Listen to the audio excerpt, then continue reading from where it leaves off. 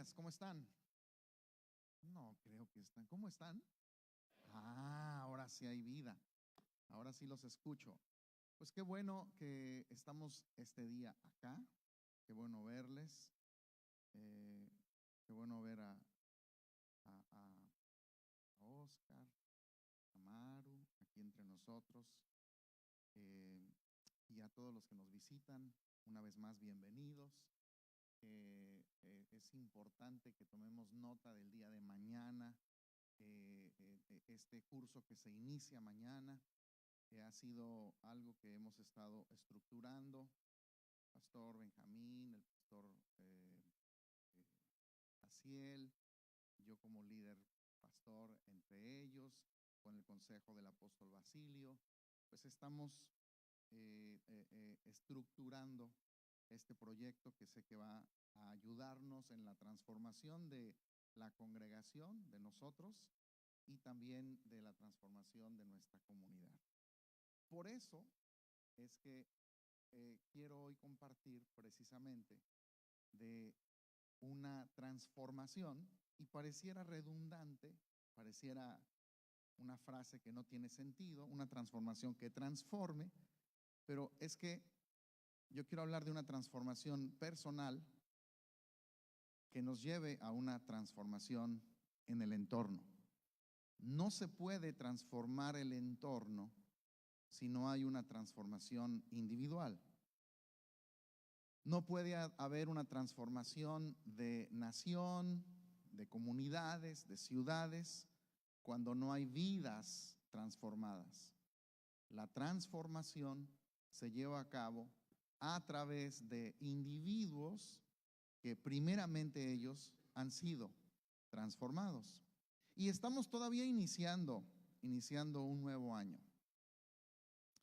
Y quiero recordarles que hemos compartido planes en los meses pasados que se van a llevar a cabo, esperemos en los próximos meses ya muy pronto, donde vamos a tener una nueva estructura logística que nos va a permitir hacer o realizar una mejor función de ser una eclesía para nuestra comunidad. Y este sitio donde estamos aquí hoy reuniéndonos, este edificio donde nos reunimos el día de hoy, y el comedor y las instalaciones que conocemos, pues van a ser demolidas, no estarán en unos meses, porque por aquí van a pasar autos. Este freeway que está frente a nosotros, bueno, frente a mí, a espaldas de ustedes, se va a expandir desde el centro de la ciudad hasta un poco más al norte, y por aquí pues van a pasar autos, ya no van a estar personas sentadas. Y bueno, en realidad Dios nos permite, eso es una gran oportunidad porque nos está dando la opción, Dios nos está dando esta puerta abierta para que podamos tener una nueva estructura que dé cabida a una nueva dinámica de esta congregación, donde podamos servir a nuestra comunidad y también nosotros seamos un lugar donde personas van a venir a ser enseñados en diversos aspectos. Lo hemos hablado, queremos un centro deportivo con canchas donde haya básquetbol, donde haya fútbol de salón, un centro educativo para la comunidad en donde se den clases de inglés, de ciudadanía, de diferentes cosas que la gente pueda aprender para desarrollar, para trabajar en diferentes actividades.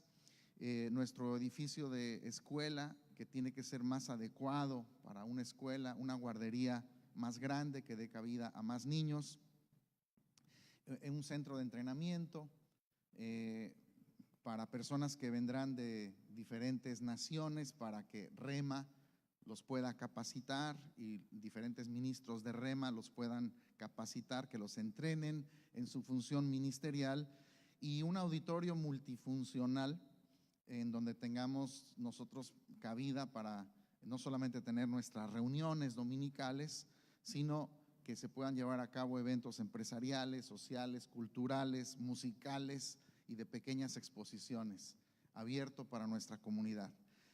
Pero tenemos un reto enorme. Porque lo que transforma una comunidad no es una estructura física, no es un edificio. Ningún edificio tiene el poder de transformar a una comunidad. O sea, todo esto que Dios está poniendo en nuestras manos debe ser una estructura que nos sirva para lo que podemos hacer con estructura o sin estructura. En otras palabras, nosotros no podemos esperar ver transformación en vidas hasta que tengamos una estructura o hasta que tengamos cierta herramienta. Porque la vida de Dios no se produce a través de cosas materiales. Esas cosas pueden ayudar, pero no se depende de eso. Por eso es que estoy hablando de una transformación que transforme. Porque esa transformación debe iniciar en nosotros, debe ser una transformación individual, debe ser una decisión de activar lo que Dios ha depositado en tu vida y entender nuestra función en el propósito eterno. Entonces, quiero que veamos algunos principios que deben operar en todos los hijos de Dios, aquellos que entienden su función, aquellos que entienden que estamos aquí para cumplir un propósito eterno y no nuestros propósitos personales. Y quiero tomar estos principios de la vida de Pablo, de un evento en la vida de Pablo, de unos versículos que encontramos en el libro de los Hechos, y donde Pablo está llegando a una nación, a una ciudad y a una cultura que era ajena a donde él había nacido. Y me refiero al evento donde Pablo se encuentra en la ciudad de Atenas, en donde se produjo allí un evento a través de su presencia.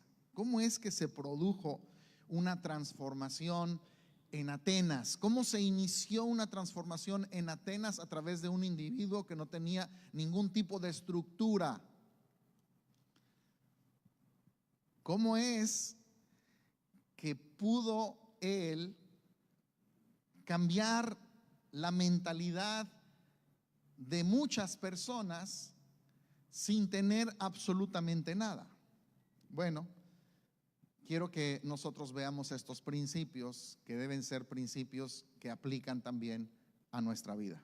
Hechos 17:16 dice: mientras Pablo los esperaba en Atenas, su espíritu se enardecía dentro de él al contemplar la ciudad llena de ídolos. Lo primero que necesitamos entender es que en Pablo había un espíritu ferviente. Yo quiero que digas espíritu ferviente, pero como si lo quisieras obtener, espíritu ferviente. Muy bien, fíjate, Pablo había llegado a Atenas, que era la meca de la cultura en su tiempo. O sea, si había una ciudad que tenía cultura en ese tiempo, era Atenas. Pero no solamente era una ciudad admirada por su cultura, de allí era la cuna de la filosofía. Por siglos, antes de Pablo, ya siglos atrás, de allí había surgido la filosofía. Ya filósofos famosos que hasta el día de hoy se estudian, ya habían vivido en Atenas y habían edificado, construido escuelas de pensamiento que permeaban toda esa sociedad. También allí el teatro era parte de la vida de las personas. Las artes. Era una ciudad en donde a todo esto cultural y al conocimiento se le daba una gran importancia. Aquí en Grecia y mucho en Atenas, fue donde surge todo el concepto que hasta el día de hoy rige a la mayoría de las naciones, que es el concepto de las repúblicas. La República Mexicana, la República de Guatemala. O sea, este concepto república surge del pensamiento de los griegos. El concepto de la democracia surge del concepto filosófico de los griegos, donde también no solamente surgen conceptos políticos que hasta el día de hoy son los que operan en la gran mayoría de las naciones, ahí también se le ponía una atención muy especial a el aspecto corporal, cómo te ves, tu aspecto físico, que estés atlético, que estés delgado, que te veas bien, que te conserves. Eso era de gran valor, de gran estima entre los griegos. Era muy importante para ellos el aspecto físico. Y también algo importante era la oratoria. Los tartamudos eran grandes oradores en Atenas. O sea, hasta los tartamudos eran personas que sabían expresar los pensamientos a través de la oratoria, que era algo muy común y muy utilizado en esa cultura. Y a pesar de todo este conocimiento que surgía de esta cultura, había también una infinidad de dioses, muchos dioses, que son parte de la mitología griega, y algunas personas, algunas de estas escuelas de filosofía pensaban que había algunos entre ellos que eran linaje de Dios, que eran linaje divino.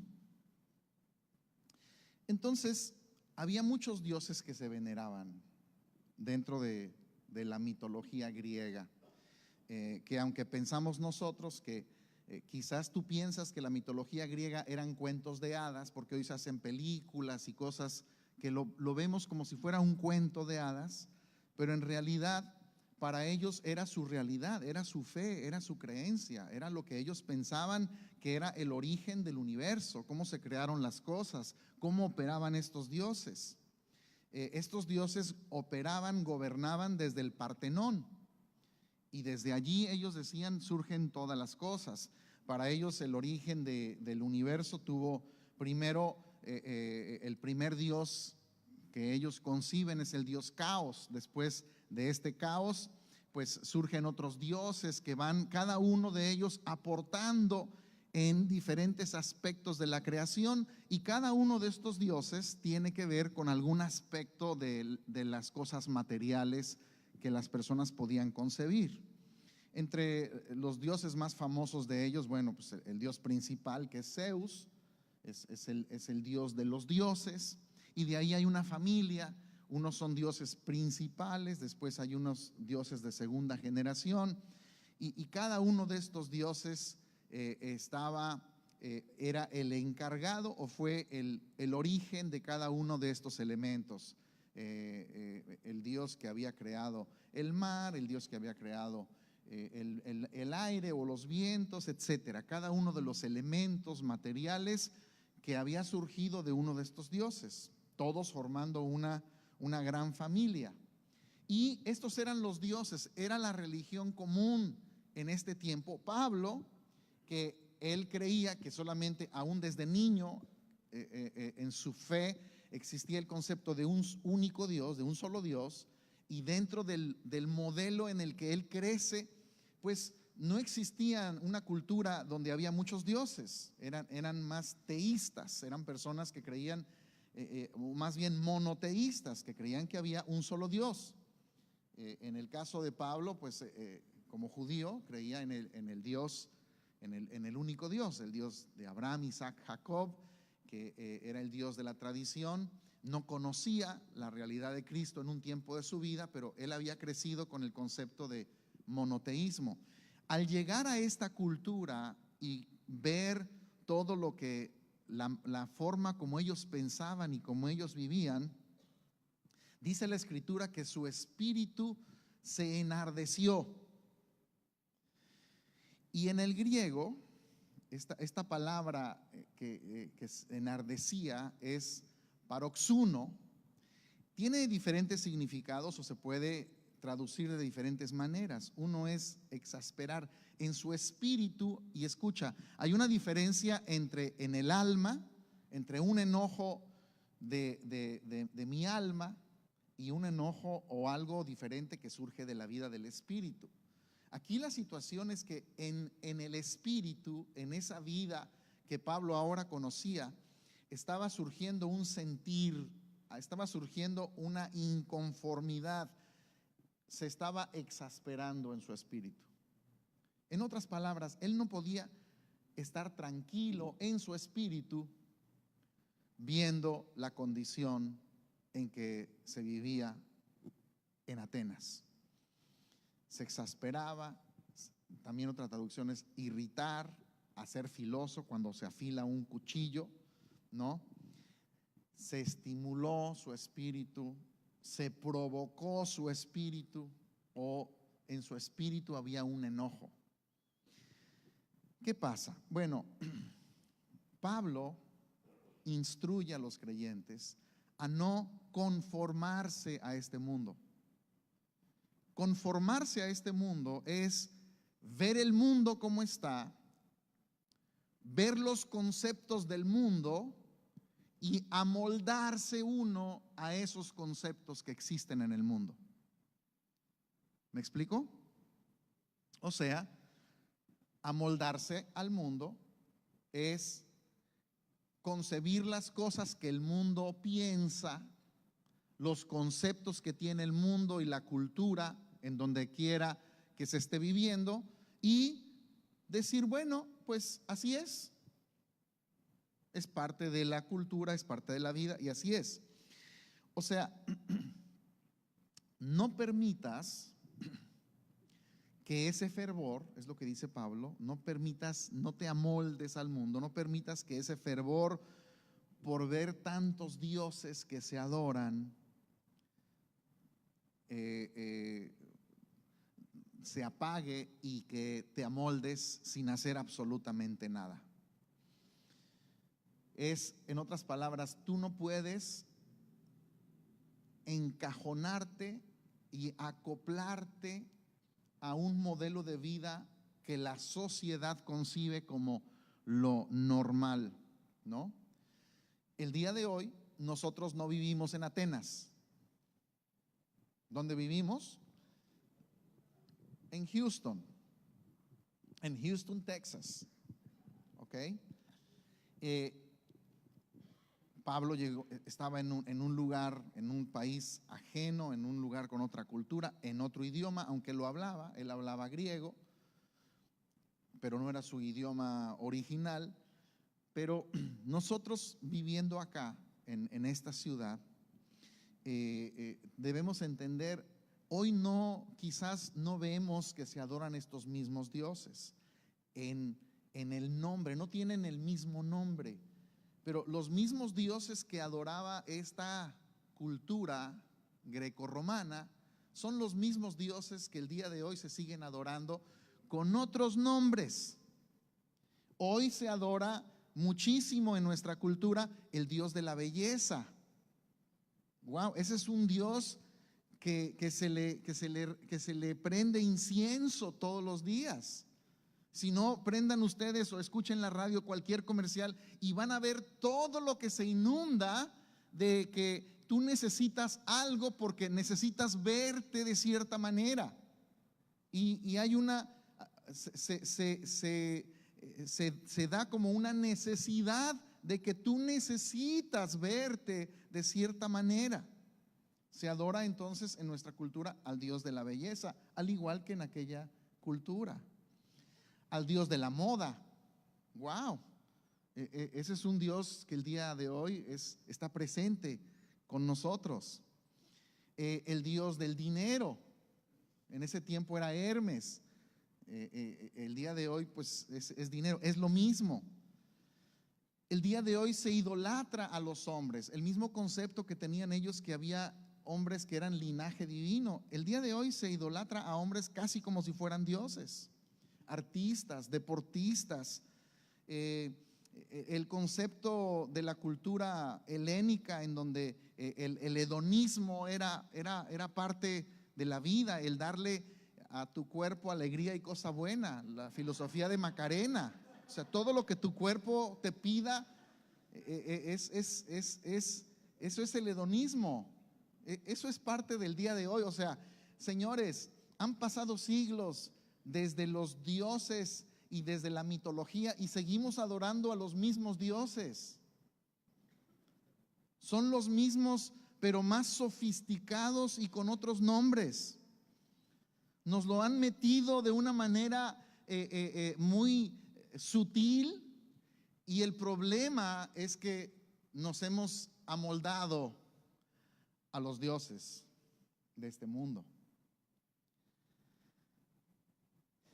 Y necesitamos nosotros lo que tenía Pablo, que en su espíritu tenía un ardor, una provocación para no aceptar la cultura del presente y decir, no, esto no puede ser así. Hay otra realidad. ¿Sí? Entonces, lo primero que nosotros necesitamos para una transformación es un espíritu ferviente, es una inconformidad en el espíritu en donde decimos, esto no puede ser así. Segundo, necesitamos una dependencia absoluta, completa, total de Dios. ¿De qué dependía Pablo? Bueno, quiero decirles, Pablo era un hombre culto, no era un ignorante. Él podía hablar con cualquiera de los hombres filósofos contemporáneos y podía exponer su fe de una manera racional y de una manera en donde podía defender con argumentos acerca de su fe. Era un hombre culto. Era un hombre que sabía hebreo, sabía griego, sabía latín, conocía el arameo. Era un hombre que había sido un soldado de alto rango, conocía de historia, conocía de política, conocía de estrategias militares. No era una persona que era ignorante, había sido formado en escuelas de las mejores en su tiempo. Pero a pesar de todo esto, Pablo no dependía de su conocimiento natural para la realización de la misión que él estaba haciendo. No dependía de lo que sabía de historia, ni dependía de lo que él sabía en lo natural, para saberse o pensarse capacitado para lo que Dios lo había llamado. Aunque esas eran buenas herramientas, su dependencia no era lo que él había aprendido en la escuela, sino que él dependía de un fluir en su vida. Era el fluir de la vida de Cristo, que ahora operaba en él, que ahora salía, que ahora se manifestaba a través de él. Por eso él decía, para mí la vida es Cristo, o sea, para mí el vivir es Cristo. No tenía otra manera de concebir la vida. O sea, no había otra vida, no había otro propósito, no había otro plan, no había otra visión que no fuera Cristo. En otras palabras, la vida, el centro, el objetivo, la razón, el motivo de la vida, todo era Cristo, todo. Porque mientras un hijo de Dios no tenga esa perspectiva, la vida va a seguir siendo mis planes, mis metas, mis propósitos, mis objetivos, mis anhelos, mis deseos, mi bienestar, mi salud, mi vida, mi cuerpo, mi economía, mi familia, mi casa, mi misión, mi mundo, y todo está centrado en el yo. Pero Pablo había aprendido a depender absolutamente de lo que era ahora la vida en Cristo. Hechos 17:17 dice: así que discutía en la sinagoga con los judíos y con los religiosos. O sea, él acudía a la sinagoga. Ahí, lógicamente, los únicos que iban a la sinagoga, ¿quiénes eran? Los judíos y los religiosos judíos. Pero también dice diariamente en la plaza. ¿Con quiénes? Con los que estuvieran presentes. Entonces, ¿con quién compartía Pablo? O sea, él no llegó a Atenas y dijo: déjame ver si me invitan a un programa de televisión o si me hacen una entrevista de radio para poder hacer la función, ¿no? No esperó a tener reflectores para poder hablar de la fe. No esperó a tener la oportunidad de que le dieran el sitio más importante para exponer en Atenas, que era el Areópago. No esperó a eso. Él no dijo: señores, yo quiero el Areópago porque yo soy Pablo y yo tengo mucho que enseñar, así que con permiso. No. ¿A dónde iba? A las sinagogas y a la plaza. O sea, no a la plaza de toros, eran las plazas donde la gente iba a hacer la vida cotidiana. En otras palabras, era el mercado. En la plaza estaba el mercado, estaba donde la gente iba a rascarse el ombligo, iba a comprar, era el mall, ahí estaba, la plaza era el mall, la plaza era el teatro, ahí estaba el teatro. Entonces, la plaza era un conjunto de cosas de la actividad diaria: el mercado, el teatro, la vida social, ahí estaba, esa era la plaza. Alrededor de la plaza estaban todas las cosas que la gente hacía.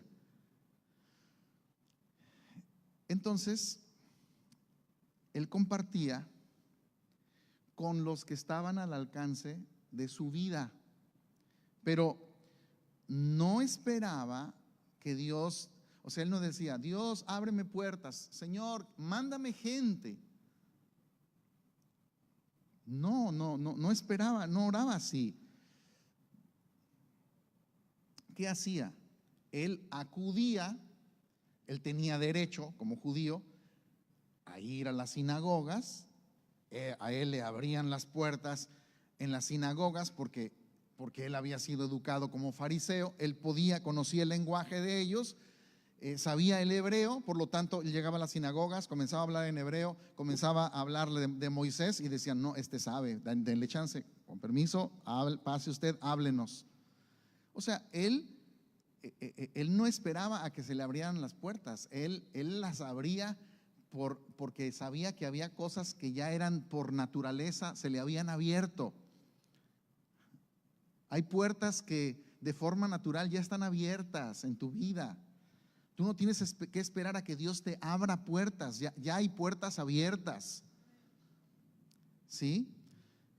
Entonces, no solamente iba a donde estaban los judíos para escuchar acerca de la ley de Moisés, sino que también acudía al lugar donde había más gente en la ciudad, que era la plaza, para que en la plaza él hablaba con la gente, en el mercado, en el teatro, en el lugar donde vendían comida. Él hablaba con la gente y compartía, hablaba acerca de la fe. ¿Con quiénes? ¿Con quiénes lo hacía? Con los que estaban presentes, con los que él tuviera oportunidad de hablar. era de forma natural, era parte de la vida. No, él no decía: Dios, te pido que me envíes a alguien que quiera hoy oír de ti y que se acerque a mí y me diga: háblame de Dios. No, él entendía que todas las personas tenían la necesidad de escuchar el evangelio, que todas las personas estaban inmersas en la adoración a esos dioses y que estaban inmersos en el error de las filosofías humanas y que requerían la vida que él ahora poseía y que él ahora cargaba, y que él estaba en una nación ajena y en una cultura diferente a donde él había crecido, pero que estaba allí con un propósito. Y ese propósito no era su propósito, sino era el propósito de aquel que le había dado la vida. Era el propósito eterno del Padre, que era que toda persona, que todas las cosas, que todo individuo pudiera estar unido a ese propósito, que conocieran a Cristo, que a través de Cristo conocieran al Padre, para que todo fuera unido, que Cristo sea todo en todos. Entonces, lo primero que dijimos es que en él había un espíritu ferviente, no se conformó a su mundo. Lo segundo es que había una dependencia absoluta en Dios. Él dependía de Dios. Lo tercero, él sabía que para Dios no había límites. Yo quiero que digas: no hay límites para Dios. Sí, para nosotros sí los hay, pero él sabía que para Dios no había límites. Entonces, ¿con qué tipo de personas él llevaba el evangelio? Bueno, como ya vimos, se inmiscuía entre los judíos y también entre los griegos en la actividad diaria de la vida. ¿Con qué tipo de personas él compartía el evangelio? Con las personas que tenían algún nivel cultural bajo, mediano, alto. Escogía a las personas que él les iba a hablar, hacía diferencia entre unos y otros. No, o sea, él sabía que para Dios no había límites. Hechos 17:18 dice: también disputaban con él algunos de los filósofos epicúreos y estoicos, y algunos decían: ¿qué quiere decir este palabrero? Y otros: parece ser un predicador de divinidades extrañas, porque les predicaba a Jesús y la resurrección. Bueno, los filósofos eran estas personas que trataban en su mente de discernir las cosas que son las preguntas más importantes que el hombre se hace y que son las preguntas que hasta un niño hace. ¿Cuántos han escuchado a un niño decir: ¿y quién hizo a Dios? ¿Sí? ¿De dónde surge esa pregunta? Es que son las incógnitas que de forma natural el hombre tiene. Las incógnitas que surgen del pensamiento del hombre. ¿Quién creó el universo? Dios. ¿Y quién creó a Dios? Y entonces este tipo de preguntas son de las cuales la filosofía trata de darles una respuesta, pues lógica, de acuerdo al raciocinio, de acuerdo al entendimiento, y a través de eso pues convencer a las personas de estas verdades. Entonces, todo lo que era más profundo y lo más difícil de hablar o de expresar, de eso se ocupa la filosofía. Y había diferentes escuelas de pensamiento. Aquí se mencionan solamente dos. Había mucho más escuelas de pensamiento, pero Pablo se confronta, o más bien los que estaban más en contra, los que se enojaban más de lo que Pablo hablaba, eran dos escuelas. Uno eran los epicúreos que esta escuela fue fundada por Epicuro, y este hombre nació aproximadamente 350 años antes de Cristo. O sea, ya tenía una escuela de siglos cuando Pablo se presenta en Atenas. Y en los últimos 36 años de la vida de él los pasó en Atenas. Allí es donde fundó la escuela. Y esta escuela de filosofía no creía en un Dios creador.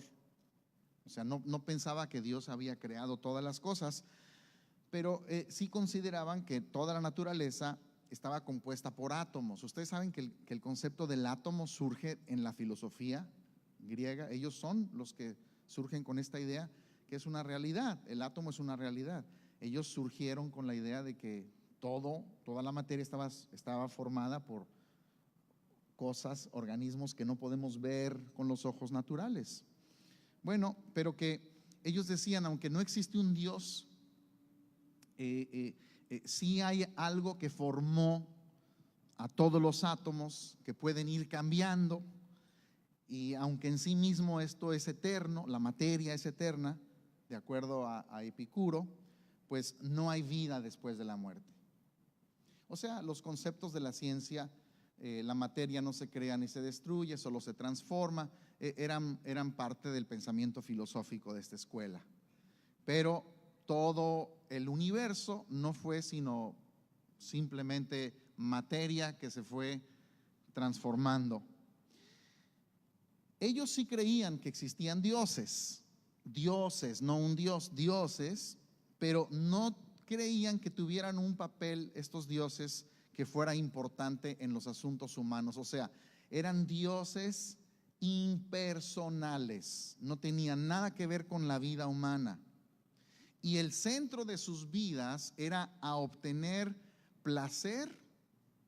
O sea, mientras tú tuvieras placer y no tuvieras dolores en tu cuerpo y no tuvieras preocupaciones, ya la hiciste, compadre. Es la misma filosofía del día de hoy. Vive la vida, tienes salud, tienes platica, ¿no? Salud, dinero y amor. Punto. Es la misma filosofía son epicúreos modernos, contemporáneos. Y que si tú vivías de esa manera, no podías pedir más. ¿Cuánta gente no tiene un Dios impersonal que todo lo que busca en esta vida es ser feliz? Es no tener dolores, tener buena salud, tener dinero, no tener preocupaciones, ¿no? Y si tienen eso, dicen, hey, ya la hicimos, porque en eso consiste la vida. La vida consiste en pachanguear, en pasarla bien. Hay solamente una vida y hay que disfrutarla, ¿no? Todos estos conceptos, señores, son conceptos que tienen siglos y que han evolucionado y que se siguen moviendo, pero ahora de una manera sin una escuela filosófica, pero que es parte del pensamiento de los hombres hasta nuestros días. Y los otros que discutían mucho con él son los estoicos. Estos, igual que los epicúreos, también trataban de alcanzar la felicidad. Los primeros a través de dominar las pasiones, los segundos, todo lo que perturbaba la vida. Y entonces estos segundos trataban de equilibrar todos los placeres. O sea, mientras todo con medida, nada con exceso. O sea, poquito, está bien, tranquilo, mídelo mientras no te domine, está bien, ¿no? Entonces buscaban el bienestar sin ser tan al extremo como los otros, pero seguía siendo el mismo concepto. Eran más morales, pero era exactamente lo mismo. Dios no era personal, Dios era un Dios ajeno y tú podías tener tus propios conceptos de Dios mientras encontraras la felicidad. Bueno, pues Pablo, otra de sus características es que él estaba siempre listo, estaba siempre a la expectativa de los escenarios divinos. O sea, él hacía de forma cotidiana lo que sabía que tenía que hacer. O sea, en su vida cotidiana él no esperaba a recibir una iluminación especial, despertarse con una visión y con un sueño para ir a compartir a la plaza. Él lo hacía porque era su vida. Para mí el vivir es Cristo. O sea, eso era su vida, era parte natural de su esencia. El hablar de Cristo era como bañarse, era parte de la vida. Pero sí, Pablo estaba listo para los escenarios divinos. Hechos 17 y 18.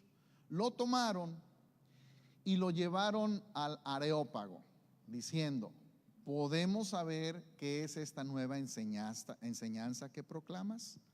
Ahora, es curioso porque los que lo llevan al Areópago, ¿quiénes crees que son? El Areópago, por cierto, era el lugar en Atenas en donde los grandes oradores hablaban. Era como el teatro más importante, pero no era tanto teatro de artes, sino era del pensamiento. Todos los filósofos, los grandes filósofos, cuando ya te llevaban al Areópago, compadre, te graduaste en las grandes ligas. Es como si hoy te invitaran al Madison Square Garden a dar una conferencia.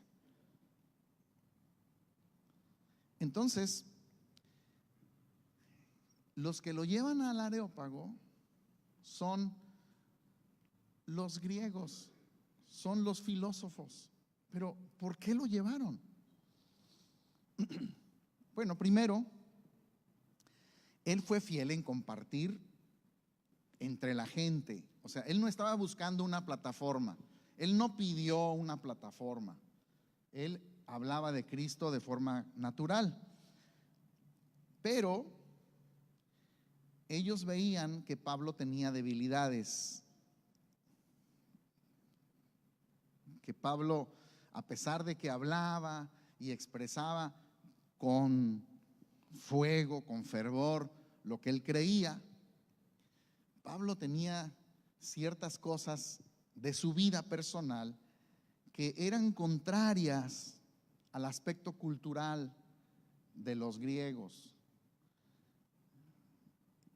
Y antes de hablar de eso y de ver cómo él estaba listo para los escenarios, quiero que veamos el siguiente punto, que es conocer. Él conocía lo que era en Dios. Y ahorita voy a ligar estas dos cosas.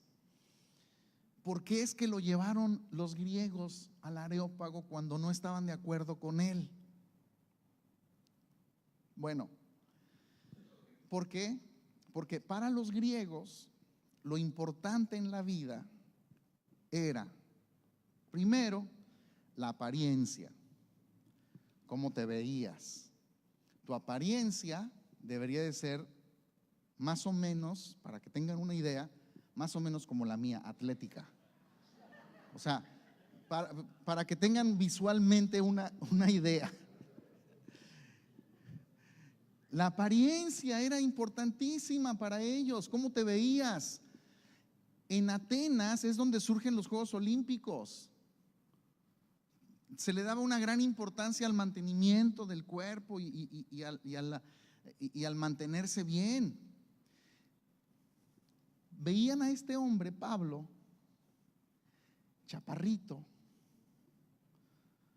que no precisamente tenía un cuerpo atlético, medio peloncito,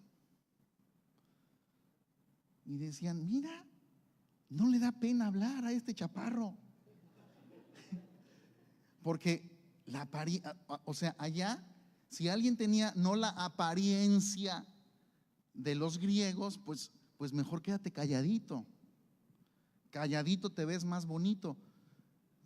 Pero Pablo sabía lo que él era, que lo que él era no era un cuerpo, que él era un espíritu vivo, que estaba encajonado en un cuerpo muy pequeño, pelón y no de apariencia atlética, pero que dentro de él operaba un espíritu poderoso. Entonces los griegos ven a este pequeñito pelón y dicen: este peloncito, vamos a darle una lección. ¿Por qué? Porque para los griegos otra cosa importante era la oratoria. Ahora, Pablo dice que corporalmente, que su apariencia no es muy llamativa. Él mismo lo dice. Y Pablo también dice que en sus discursos él no era un gran orador. Era un hombre que hablaba las verdades de Cristo, pero no tenía la facilidad de palabra que tenía Apolos, que era un gran orador, que lo vemos en el libro de los Hechos. Pablo exponía estas verdades, pero su principal característica no era la oratoria. Él mismo decía que su habla no era de lo mejor. ¡Wow! Y llegar a hablar a la cuna de los oradores y hablarles de cosas que ellos jamás habían oído. Un chaparrito pelón de aspecto feo que no sabía hablar, queriéndoles enseñar a ellos. ¿Por qué lo pusieron en el Areópago? En este lugar, para ellos, lo importante era las escuelas, la escuela filosófica. ¿A qué escuela filosófica perteneces? Tú estás ligado al pensamiento platónico, Aristóteles. ¿Cuál es tu escuela? ¿Cómo defiendes tus argumentos?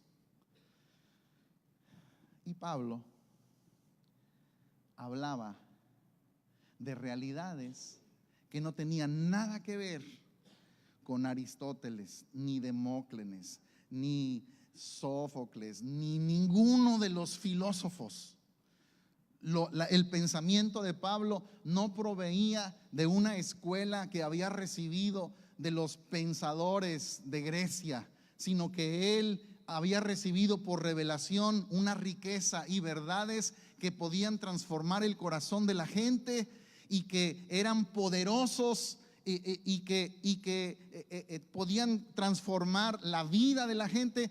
Y entonces esta gente decía: a ver, no pertenece a ninguno de los filósofos, no tiene una escuela filosófica, no tiene una apariencia de los griegos, además no es un gran orador. Ellos ponen mucha atención al número de seguidores. ¿Cuánta gente tienes en tu escuela? ¿Cuántos te siguen? A ver, los estoicos le decían: a ver, Pablo, ¿cuántos tienes aquí? ¿Cuántos son tus discípulos aquí en Atenas? Pues no soy yo. Era él. Hasta este momento, cuando lo estaban para poner en el Areópago, no tenía a nadie, no tenía discípulos. Para los griegos, lo importante era estar libre de los sufrimientos y de los padecimientos. Y veían en Pablo cicatrices. Oye, como que te ha tratado la vida un poco mal. Bueno, es que fui apedreado. Sí, es que precisamente un capítulo anterior, si tú lo ves, un capítulo anterior lo habían corrido. O sea, y esas otras cicatrices son varazos. Estos son varazos que me dieron. Sí, es que estuve también en la cárcel. Nos vienes a hablar de una vida en donde para nosotros lo más importante es estar libre de sufrimiento, y tú nos estás hablando de los padecimientos de un hombre en la cruz que murió.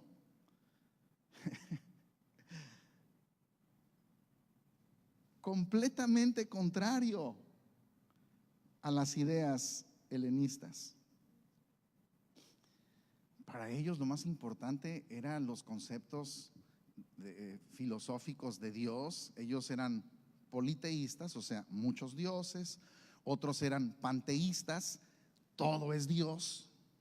La naturaleza, el aire, el fuego, todo es Dios. Nosotros, todos somos parte de Dios. Agnósticos, ¿no? Yo solo sé que no sé nada. O sea, el agnosticismo es, mira, hay cosas que nosotros no llegamos a entender. Esas cosas son misterios que no tenemos capacidad de entender. Por lo tanto, no te preocupes, vive la vida. Agnosticismo era parte de lo importante para ellos. Y otros, pues sí, el deísmo, en donde hay un Dios, pero ese Dios no es personal, no tiene nada que ver con nosotros. Ese Dios no escucha tu oración, ese Dios no tiene una comunión contigo, ese Dios no tiene poder para cambiar tu circunstancia, ese Dios no está interesado en tu vida. Pero ahora Pablo está hablando de un solo Dios, contrario al politeísmo. Está hablando contrario al panteísmo. Estas cosas no son Dios, las cosas materiales no pueden ser Dios, porque Dios no habita en cosas hechas por los hombres. Pablo tiraba en tierra el agnosticismo porque él hablaba del conocimiento de Dios, y Pablo hablaba de un Dios personal que sí tenía comunión con el hombre, que habitaba en el hombre y que tenía todo que ver con la vida del hombre. Entonces, a este hombre chaparrito, de aspecto no griego, que no sabía hablar, que era totalmente contrario a lo que fuera un orador digno para escuchar, le dicen: a ver, Pablito, ¿tú quieres exponer? Te vamos a llevar al Areópago. En otras palabras, se nos va a achicar, porque no se ve bien, porque no habla bien y porque no tiene los conceptos de esta cultura. Se va a achicar. Se va a achicar. Verso 20. Porque te oímos decir cosas extrañas, por tanto, queremos saber qué significan. Pues todos los atenienses y los extranjeros de visita allí no pasaban el tiempo en otra cosa sino en decir o en oír algo nuevo. Pues si este tiene algo nuevo, pues déjalo. Next, el siguiente que tenga que exponer. Pablo, una de las características que tenía es que él usaba el lenguaje de la gente para poder llegar. Él decía: si son judíos, pues les hablo como judíos. Si son griegos, les hablo como griegos. Y es lo que estaba haciendo acá. O sea, ese conocimiento que tenía de la cultura, lo que él hacía es que lo tomaba y hablaba las verdades de Dios utilizando lo que ellos podían comprender, en el lenguaje que ellos pudieran comprender. Hechos 17:22. Entonces Pablo, poniéndose en pie en medio del Areópago, o sea, ya está aquí exponiendo, dijo: varones atenienses, o sea, a los de Atenas, percibo que son muy religiosos en todo sentido. Wow, comenzó halagando el sentimiento religioso que tenían ellos. Porque mientras pasaba y observaba los objetos de su adoración, hallé también un altar con esta inscripción: al Dios desconocido. Otra versión dice: al Dios no conocido. Pues al que ustedes adoran sin conocer, ese les anuncio yo. Entonces Pablo utilizó algo que era parte de la cultura. Aquí adoran a un Dios no conocido, pues ese es el Dios del que yo les voy a hablar.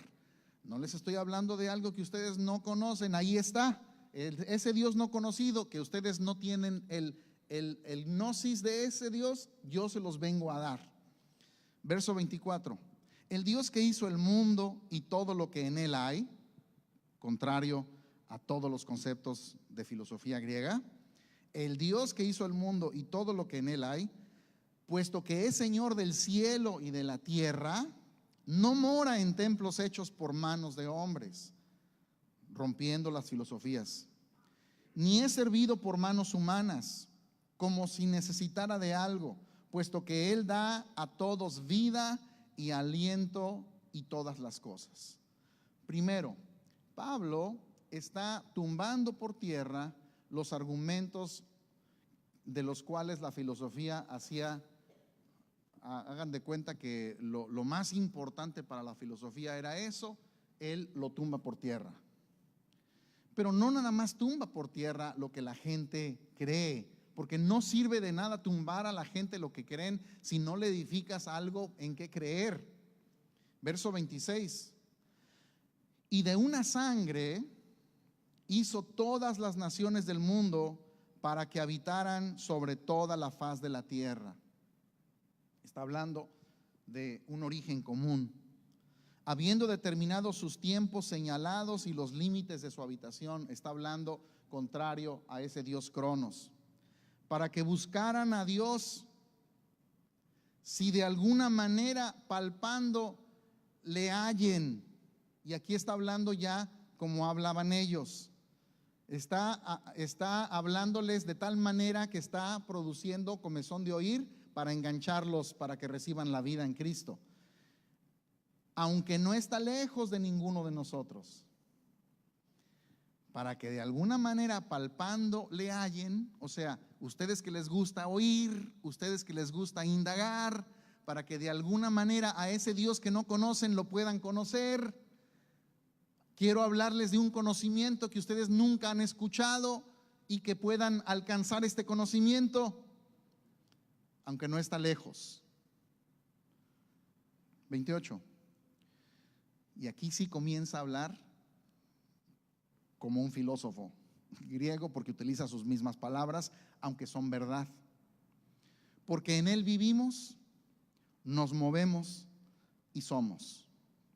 Esto está en un libro de la filosofía. Así como algunos de sus mismos poetas han dicho, este es otro libro y es un poema, porque también nosotros linaje suyo somos. Pablo está tomando de los conceptos que de entre ellos eran una verdad y dice, esto sí es verdad, voy a tomar este concepto que es una verdad para que ellos entiendan que les estoy hablando de la única verdad. Y dice, siendo pues linaje de Dios, no debemos pensar que la naturaleza divina sea semejante a oro, plata o piedra esculpidos por el arte y el pensamiento humano. Dios, aquí Pablo lo que está haciendo es, a través del mismo pensamiento, tumbando argumentos. A ver, si nosotros somos linaje de Dios, ¿cómo es posible?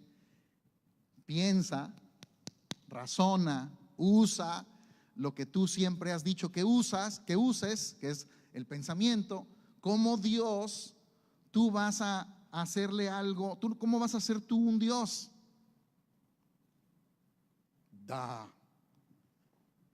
Pues eso es bien sencillo, ¿no? ¿Cómo, si Dios es Dios, cómo tú vas a ser un Dios con cosas materiales? O sea, los puso a pensar de una manera más sencilla del kindergarten, porque esta gente, creyéndose sabia, se hicieron necios. Pero no solamente él, o sea, él no habló de filosofía. Pablo no estaba en el Areópago, él no sabía, o él no pensaba que estaba ahí para hablar de filosofía. Cuando comenzaron a oírlo, dijeron, ahora sí, nos va a hablar de nuestra filosofía. Está utilizando nuestros mismos textos. Pero no estaba allí para hablar de filosofía. Él estaba allí para hablar de la única verdad, hablar del Cristo resucitado, hablar de lo único que puede transformar, porque el pensamiento de los hombres no transforma, la religión no transforma. Lo único que transforma es la vida, es el Espíritu, es Cristo en la vida de la gente. Y por eso en el verso 30 dice: por tanto, habiendo pasado por alto los tiempos de ignorancia, les está diciendo, ustedes son unos ignorantes, de forma muy política y de forma muy asertiva. Les dice: Dios declara ahora a todos los hombres en todas partes que metaneo, en el griego, ellos conocían muy bien esta palabra, que cambien su pensamiento, que piensen diferente, que dejen de pensar como piensan, que cambien los conceptos filosóficos por la verdad. Dios ha pasado por alto la ignorancia en la que han vivido, pero hoy es un tiempo de cambiar de pensamiento, cambiar de forma de pensar, porque Él ha establecido un día en el cual juzgará al mundo en justicia. Lo hizo en Cristo por medio de un hombre a quien ha designado, habiendo presentado pruebas a todos los hombres al resucitarle de entre los muertos. O sea, Pablo comenzó a hablarles de los conceptos que produjeron comezón de oír, pero Pablo no se quedó en conceptos filosóficos, sino que aterrizó la verdad de Cristo, y eso es algo que tenemos que entender. Dios utilizará las circunstancias de nuestras vidas para que a través de conversaciones podamos iniciar un diálogo, que es la palabra que se usa al principio cuando Pablo llegaba a las plazas, es diálogo. Él dialogaba con la gente, dice ahí discutía, pero era un diálogo. Dios te va a presentar oportunidades de diálogo de la vida cotidiana, de las cosas comunes de los hombres, para que a través de ese diálogo tú introduzcas la vida de Cristo. Cada vez que tú estás en un lugar y alguien te pregunta algo, tienes que entenderlo. Dios te está dando la oportunidad de un diálogo. Cada vez que estás delante de alguien, de un cajero, es un diálogo. Todos los días, todas las personas, no importa lo que hagamos, tenemos la misma oportunidad que tenía Pablo. La situación es que en él había un espíritu ferviente que no se conformaba y decía: no puedo permitir, no puedo estar conforme con que la gente siga pensando y viviendo de la misma manera como están. Necesito compartir esta vida que tengo dentro. Necesito darles la misma riqueza que ahora habita en mí. Y entonces, en esta oportunidad del Areópago, Pablo la aprovecha para hablar la verdad. Pablo no estaba buscando que lo siguieran invitando. Pablo no estaba buscando que le dieran un lugar entre los oradores. No estaba buscando un rating entre los filósofos. No estaba buscando que vinieran las cámaras de televisión y que entonces dijeran: ah, mira, este habla para todos, este es bueno porque su mensaje llega a todos y no ofende a nadie. No, él no le interesaba eso. Él quería presentar una verdad. Y él aprovechó esa oportunidad pública para hablar de la realidad de Cristo y este Cristo resucitado. Y una cosa importante en la vida de Pablo: él no estaba allí para buscar multitudes. Él no dijo: estoy haciendo una campaña evangelística porque quiero salir de aquí con 10,000 creyentes. No estaba buscando eso. Él estaba queriendo trabajar con el fruto que Dios produjera. Versículo 32. Cuando oyeron de la resurrección de los muertos, porque ninguna de estas escuelas creía en la resurrección, ni creía en la vida más allá. Algunos se burlaban, pero otros dijeron, o sea, están hablando irónicamente: te escucharemos otra vez acerca de esto. O sea, ahí te ves. Entonces Pablo salió de entre ellos, pero cuando algunos se unieron a él y creyeron. ¿Qué fue lo que creyeron? ¿La filosofía de los griegos? ¿Lo que creían los estoicos? ¿La filosofía de la Macarena? No. O sea, Pablo no llegó ahí para decirles: miren, vamos a ser felices, todos somos muy felices, Dios nos nos diseñó para ser felices, para que tus propósitos se cumplan en la vida. Dios desea que tú tengas tus metas logradas. Estoicos modernos. Es lo que se predica en muchos lugares, llenos de estoicos. Dios quiere que tengas lana, Dios quiere que tengas salud, Dios quiere que tengas prosperidad en esto. Estoicismo. Nunca se habla de un Cristo resucitado y la vida en Cristo. Se habla de ser feliz y de encontrar tus objetivos y de hacer las cosas que tú deseas y que seas un campeón en este mundo. Pero a pesar de que él habló de la verdad, porque la verdad siempre produce un fruto, Cristo produce un fruto, Él es el fruto en la vida de la gente, entonces algunos se unieron a él y creyeron. ¿En quién creyeron? ¿En Pablo? No, creyeron en lo que Pablo habló, en ese Cristo resucitado. Y dice entre los cuales estaban Dionisio. Dionisio es el nombre de uno de los dioses, ¿saben? Es el dios del vino. Este Dionisio se me hace que se pegaba unos parrandones tremendos. Ahí estaba Dionisio, que le rendía tributo a su Dios, pero creyó que lo que Pablo habló fue verdad. Se conectó con la vida en ese día. Este Dionisio trabajaba en el Areópago. Dionisio había escuchado a todos los oradores de su tiempo, a los más famosos, a los expositores, a los oradores más increíbles que tú puedas escuchar acerca del pensamiento de los hombres, acerca de la razón de la vida. Dionisio los había oído a todos, pero cuando escuchó a este hombre, que no era un hombre elocuente, que no era un hombre que tenía una presencia impresionante, dijo: lo que él transmite es vida. Dionisio se conectó a la vida. Y una mujer llamada Dámaris y otros con ellos. La exposición de Pablo en el Areópago produjo un fruto. Ese fruto es el fruto que Dios produjo. Y con ese fruto, no con multitudes, Pablo trabajó para que ellos pudieran reproducir y multiplicar la vida de Cristo. Mis amados, el reto que tenemos delante de nosotros no es otro que el mismo reto y la misma vida por la que Pablo vivía. Para que el propósito eterno del Padre se cumpla en esta tierra, se requiere de personas que vivan con los mismos propósitos y que vivan con estas mismas características y con este mismo entendimiento.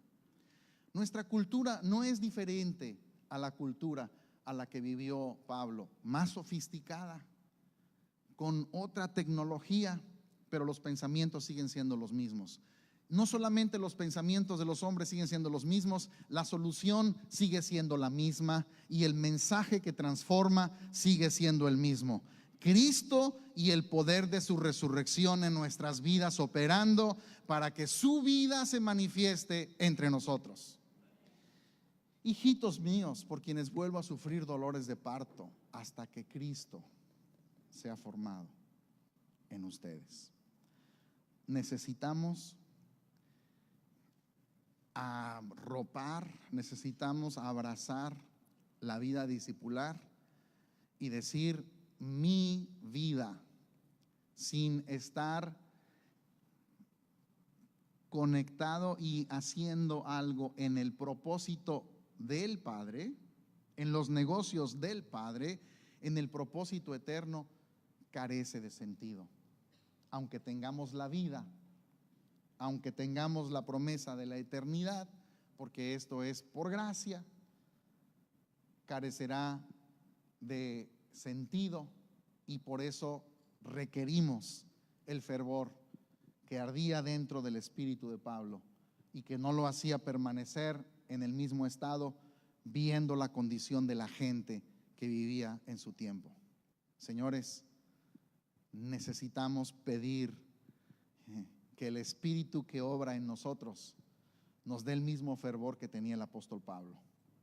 El mismo Espíritu que operó en él es el mismo Espíritu que opera en nosotros, no es otro espíritu. Necesitamos vivir en las mismas dimensiones de esa vida, que son las dimensiones de la vida de Cristo. Yo quiero que nos pongamos en pie, porque es tiempo de que a través de la vida discipular podamos permitir que estas cosas se conviertan en una realidad de nuestras vidas. Hasta que nosotros no comenzamos a ver fruto de Dios, no vamos a poder estar disfrutando de la vida en Cristo. Podemos disfrutar de una vida como los estoicos: felicidad, sin sufrimiento, eso es estoicismo. Pero disfrutar de la vida es ver el fruto de Dios.